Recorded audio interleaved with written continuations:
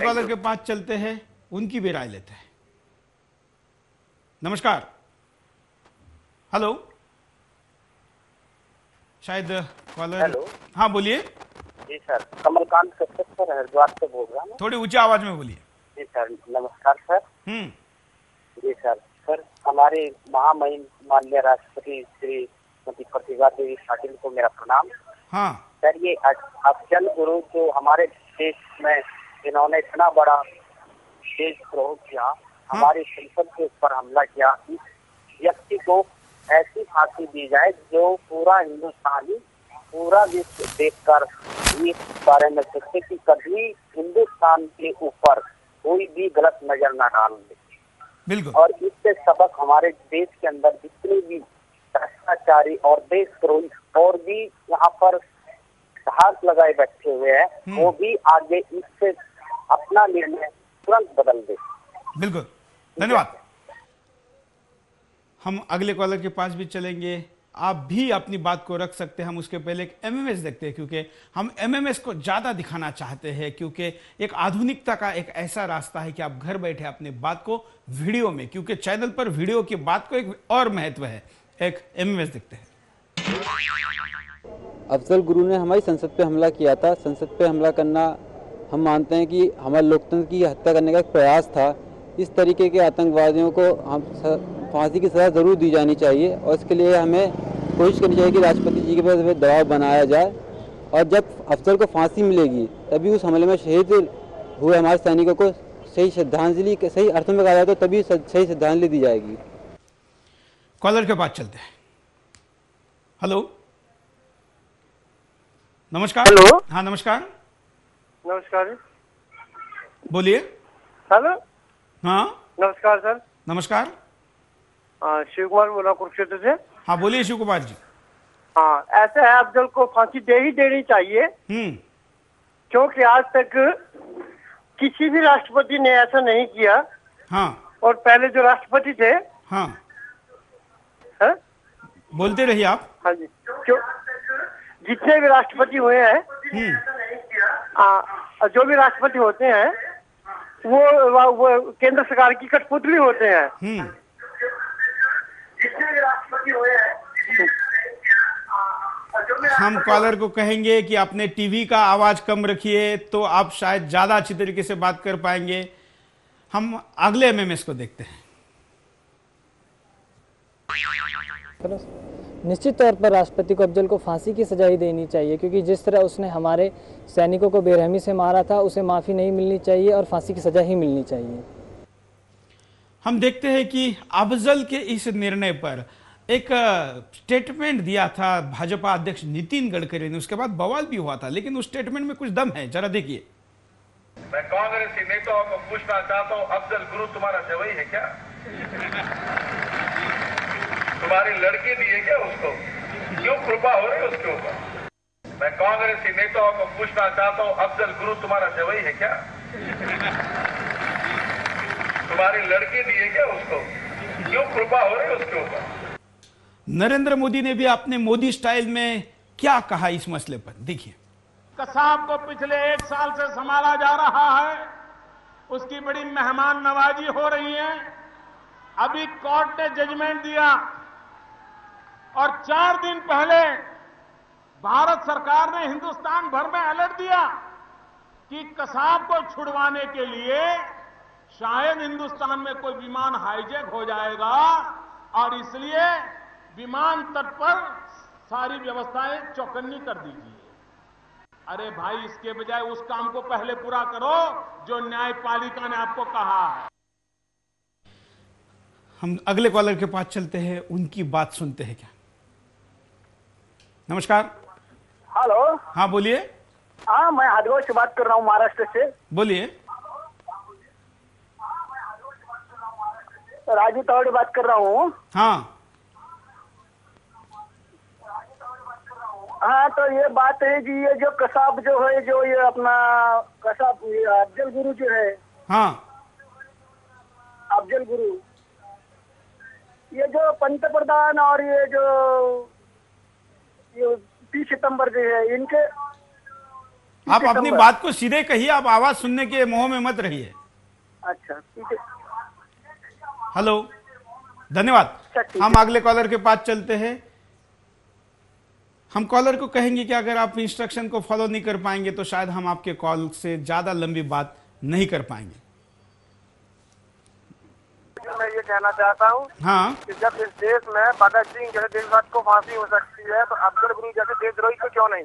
बिल्कुल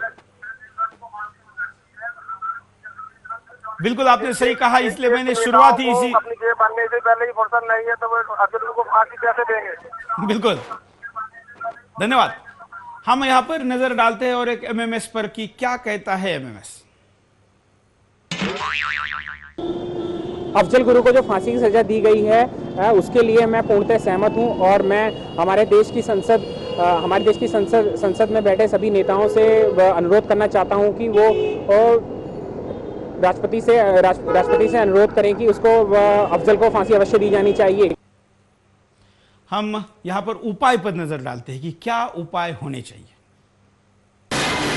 शहीदों के परिवार आगे आकर संघर्ष का नेतृत्व करें, क्योंकि इससे दूसरे लोग भी उनका साथ देंगे और राष्ट्रपति पर और भी अधिक दबाव बनेगा। सरकार वोट बैंक की राजनीति छोड़े, क्योंकि सरकार की वजह से ही अफजल की फांसी अभी तक लटकी हुई है। अगर सरकार आगे आकर कहे कि अफजल को फांसी दी जाएगी तो राष्ट्रपति पर दबाव बढ़ेगा और वे कभी भी उसे माफी नहीं देगी।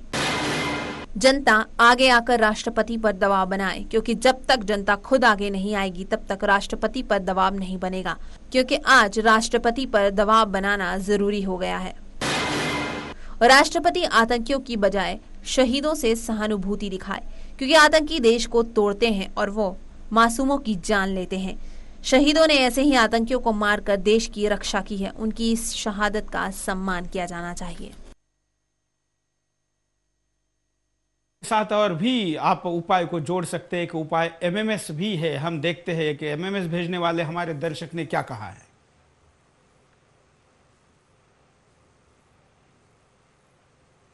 हम यहां पर एमएमएस स्क्रीन पर आपको दिखाना चाहते हैं। कांग्रेस के राजनीतिक हस्तक्षेप के चलते वैसे ही अफजल गुरु की फांसी में बहुत ज़्यादा देर हो चुकी है और अफजल गुरु की फांसी के लिए राष्ट्रपति पर दबाव बनाया जाना चाहिए, ये ठीक बात है। मैं चाहूँगा कि सभी राजनीतिक दल और सारे देश की जनता मिलकर राष्ट्रपति पर दबाव बनाए कि अफजल गुरु को जल्द से जल्द फांसी दी जाए। हम कॉलर से बात करते हैं, देखते हैं क्या उनकी राय है। नमस्कार। हेलो। हेलो। हाँ नमस्कार। नमस्कार जी, बोलिए। ये कसाब है तो इसके ऊपर कितना खर्चा हो रहा है? इनको फटाफट जो सुख कुसाकों के पब्लिक के सामने है, इसमें लेने की क्या जरूरत है? क्या पब्लिक की राय की जरूरत है? इनको फटाफट फांसी तोड़ के पासे मारो। बिल्कुल, हम पब्लिक की राय नहीं ले रहे। हम ये नहीं पूछ रहे कि फांसी होनी चाहिए कि नहीं होनी चाहिए। हम कह रहे हैं कि फांसी के लिए दबाव बनाइए। इनको फांसी नहीं, इनको एक अंकाट के रोज आना, एक अंकाट न दी इनको। बिल्कुल, धन्यवाद। धन्यवाद। हम अगले कॉलर के पास भी चलते हैं। अब कार्यक्रम के आखिरी समय में कुछ कॉलर को बोलने का मौका देते हैं।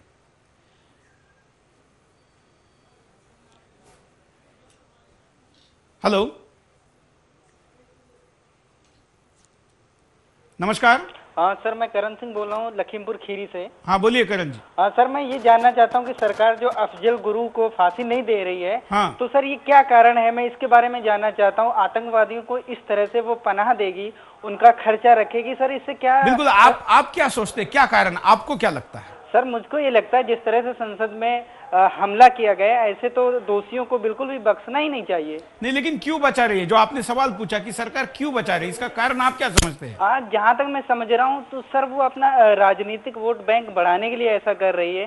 कहीं ना कहीं उस समुदाय को ज्यादा वो प्रभावित करता है, कश्मीर की घाटी को ले लेकिन उसको भी न्याय को देखना चाहिए कि संसद पर, देश की सर्वोच्च संस्था पर हमला कर रहे हैं और फिर भी इसको हम रोके पड़े हैं। बिल्कुल, धन्यवाद जी। एक और कॉलर से बात करते हैं। हेलो। हेलो, नमस्कार। हेलो। हाँ बोलिए। हाँ भाई साहब, ऐसा है जिस बारे में आप अफजल गुरु के बारे में बात कर रहे हैं ना, हाँ, इस देश की जो सरकार है ना, हाँ, वो इतनी भ्रष्ट बेईमान, इनको तो सरदार भगत सिंह, सुभाष चंद्र बोस और लाला लाजपत राय जैसे नेता को सुधार सकते ना, लेकिन वे आज स्वर्ग में और ये नर्क में। तो हम भी नर्क में रहेंगे क्या? ये तो भाई साहब भ्रष्ट इतने है कि अन्ना जैसे देशभक्त के लिए भी है लाठी और गोली लेने के लिए तैयार है। बिल्कुल, धन्यवाद। हमने आज आपके सामने एक मुद्दे को रखा। मुद्दा देश से जुड़ा है। हम जैसे कि शुरू में ही कहा कि राष्ट्रपति को ऐसे मैटर में नहीं खींचना चाहते थे, लेकिन जब राष्ट्रपति किसी देशद्रोहियों का गला दबाने में अधिकार होते हुए भी हाथ पीछे खींच रही है, तो हमको हाथ और मुंह जबान आगे करने की जरूरत महसूस हुई। हम आशा करते हैं कि राष्ट्रपति इसको व्यक्तिगत ना लेकर एक राष्ट्रहित की मांग की आवाज के तौर पर लेगी, और इस आवाज को, जिस आवाज में हर एक कॉलर ने जम्मू कश्मीर से भी कॉल करके अपनी बात को रखा है और मांग की है केवल फांसी, फांसी और फांसी, शायद देश की इस आवाज को तुरंत सुनकर तुरंत ये निर्णय होता है तो इससे बड़ी रक्षाबंधन पर राष्ट्र रक्षा की पहल नहीं होगी। और हम पूरे आजादी ऐसा नहीं मानते, कुछ आजादी इस आजादी के दिन पर जरूर महसूस करेंगे। आज के लिए इतना ही। जय हिंद।